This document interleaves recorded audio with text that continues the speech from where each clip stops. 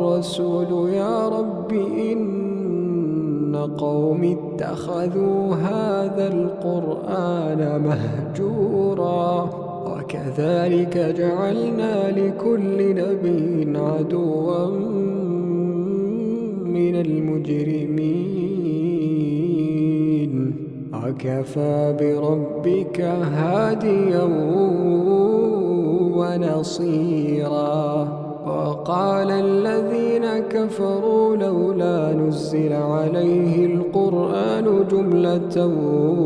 واحدة كذلك لنثبت به فؤادك ورتلناه ترتيلا ولا يأتونك بمثل إلا جئناك بالحق وأحسن تفسيرا الذين يحشرون على وجوههم